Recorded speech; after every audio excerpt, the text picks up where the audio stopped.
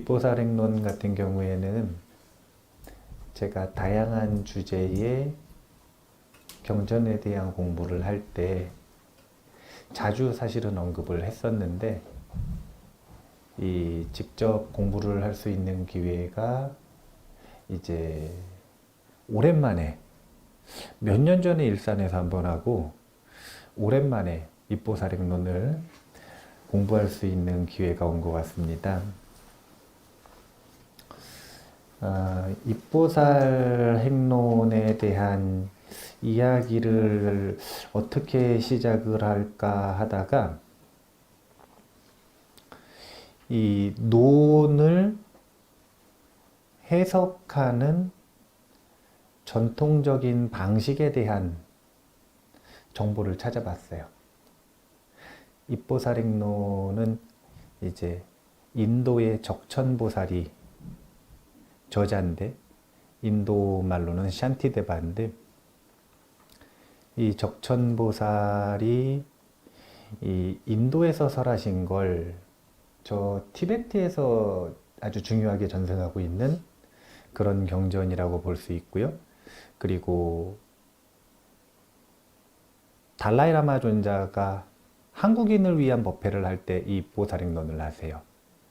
한국인을 위한 법회를 할 때 벌써 11번째인가 12번째 하셨다 그러는데 이 입보살행론을 가지고 법문을 해주십니다.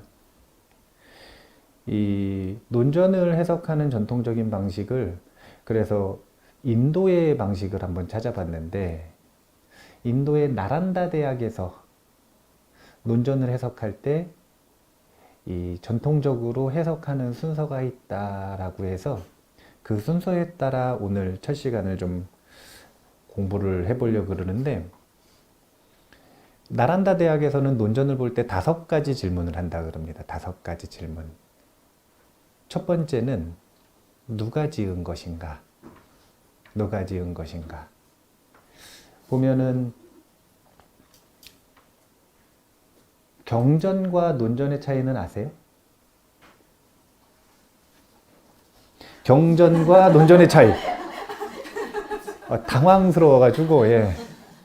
하필이면 또 정념회 부부님이 앞에 앉았는데, 예. 경전과 논전의 차이는 경전 같은 경우에는 누가 저자인지를 생각해 볼 필요가 있을까요? 없을까요? 부처님이니까. 그죠?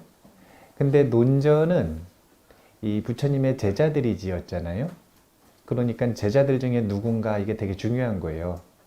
그래서 이 논서의 저자가 누구인가 이거를 제일 먼저 보는 거예요. 이 논서의 저자는 샨티데바 보살이죠. 아까 이야기했다시피 적천보살이라고 하는 인도의 논사입니다. 그 다음에 두 번째는 이 논전이 어디로부터 결집되었는가 이게 무슨 뜻이냐면 논 같은 경우에는 항상 경을 모본으로 하고 있어요.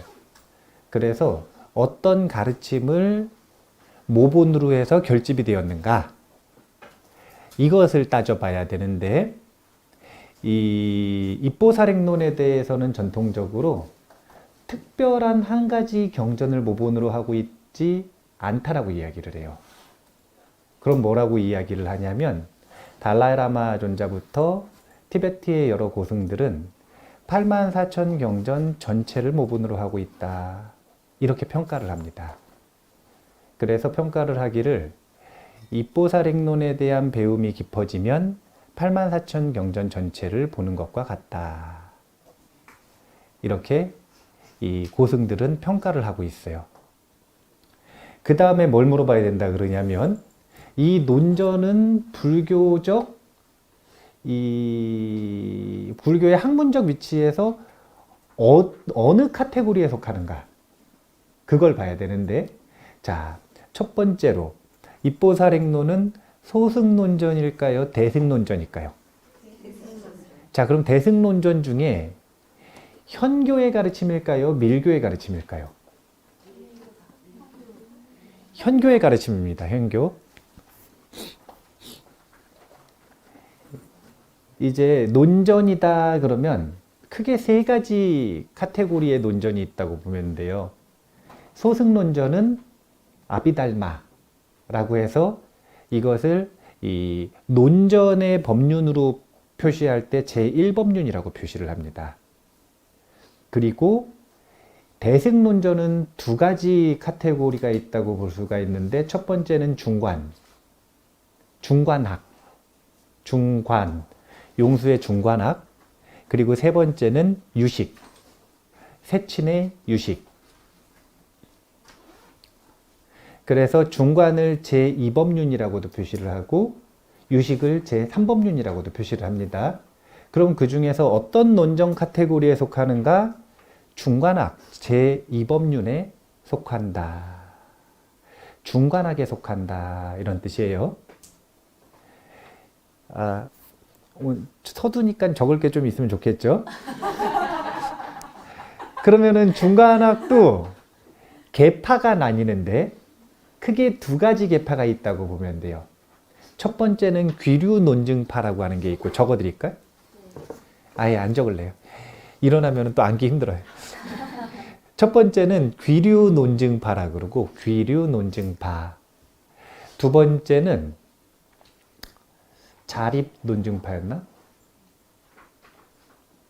귀류논증파, 자립논증파. 자립 아닌 것 같은데? 예. 그런 거예요. 예. 이름은 제가 찾아볼게요, 나중에.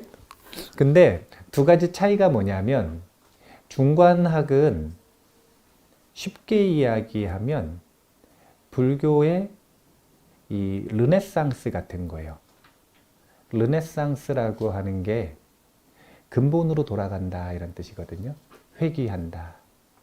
그럼 불교의 근본은 무엇이냐면 무아에 대한 가르침인데, 이 무아에 대한 가르침이 부처님과 일대 제자들이 돌아가신 이후에 세부적이고 이 지말적인 내용들에 대한 집착으로 이어져요. 그래서 근본인 무아에 대한 것들이 조금 초점이 흐려지는 경향이 있거든요. 그래서 그때 나오는 게 반야운동입니다. 반야운동. 그때부터 이제 반야계의 경전들이 쭉 성립이 되기 시작하는데, 가장 극초기 경전이 금강경이죠. 반야계의 경전 중에 가장 먼저 성립된 경전 중에 하나가 금강경이에요. 근데 그렇게 반야계 경전이 성립된 이후에 용수보살이 이 반야공이라고 하는 것에 대해서, 공성에 대해서 아주 이 세밀한 가르침을 주신 게 개송으로 남아있는 게 중관송인데, 중송이라 그러는데 중관송, 그 중관송을 바탕으로 성립된 학파가 중관학파예요. 그러면 중관학파에서는 반야공, 이걸 논하는 거잖아요. 무아를 논하는 거죠. 근데 이 반야공을 논함에 있어서 입장이 둘인 거예요. 그게 뭐냐면, 귀류논증파는 반야공은 이 파사현정이라 그래서 하나의 개념도 남기지 않고 모두 파합니다. 이 얘기는 무슨 얘기냐면 공도 파하는 거예요. 공을 논증하는데 공이라고 하는 것도 파하는 거예요. 모든 개념은 깨트리는 대상입니다. 단 하나의 개념도 남기지 않아요. 귀류논증파는. 그래서 논쟁을 할 때 자기부터 비판하고 들어가요. 스스로의 입장에 공성부터 아무 입장이 없는 거예요. 그러니까 공성이라고 하는 개념이 이 하나도 남기지 않고 전부 다 파했을 때 공성은 드러난다, 이렇게 생각을 하는 게 귀류논증파의 입장이에요. 자립논증파는 공성에 대해서 이야기하기 위해 최소한의 뭔가 증명해야 된 것들이 있는 거라. 그래서 그걸 증명하는 거예요. 그래서 자립 스스로 세운 게 있다는 겁니다.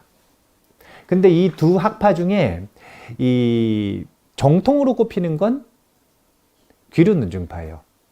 그래서 이 논전은 적천보살 자체가 중관학자이고, 그 중에서 귀류논증파에 속해 있는 이 대승보살이다라고 생각을 하니까 이 논전도 중관학파 귀류논증의 입장에서 보살행을 논하고 있다. 이렇게 볼 수가 있습니다.